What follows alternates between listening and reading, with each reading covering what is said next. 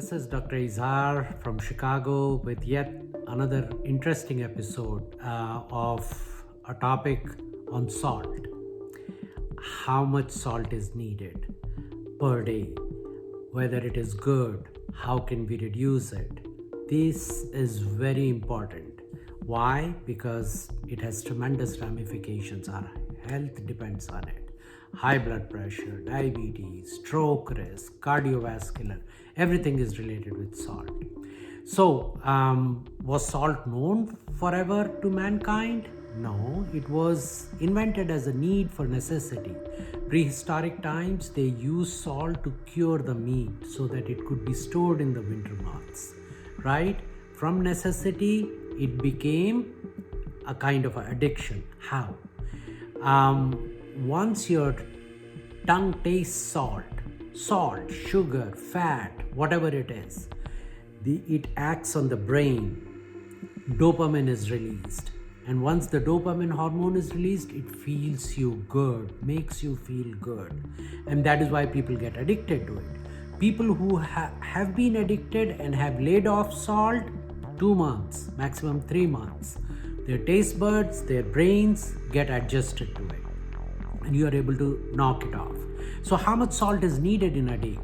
American Heart Association says that on an average, you should take 2.5 grams of salt, 2,500 milligrams. How much is that?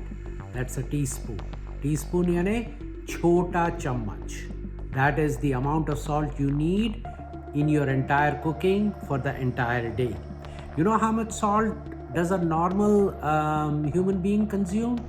3 times this, 7,500 milligram to 10,000 milligrams of salt, when actually they should be taking 2,500 milligram.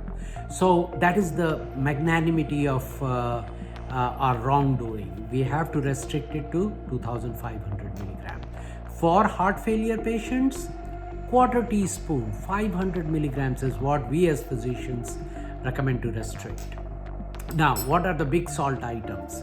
The big salt items are cured meats, deli meats, canned food. Anything that is preserved is for longer shelf life, has salt, preservatives, additives in it. Okay, look at the label, how much salt it contains. Throw off the water. Fast food items, especially McDonald's, Burger King, Popeyes, this, that. Chinese food, these are very high salt items. Lot of times we use salt for cooking, but we have a salt shaker. Salt for cooking and we have a salt shaker. People use it to enhance the flavor of the food. So that's a no-no. Salt shaker should go.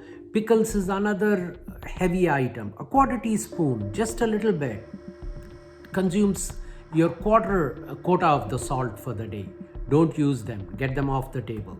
How can you reduce salt? Limit your intake to 1 teaspoon.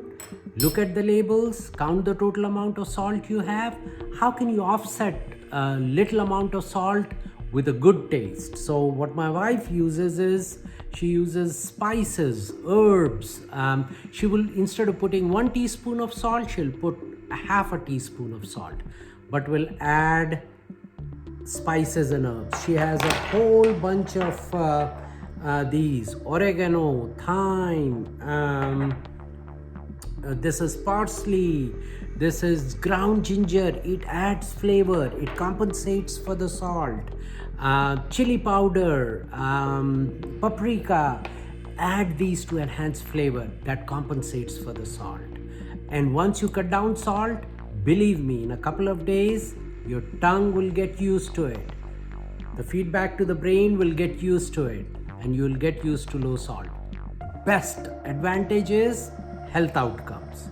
You will love it. In my next episode now, the following video, I'll tell you how to calculate the amount of salt and how to restrict.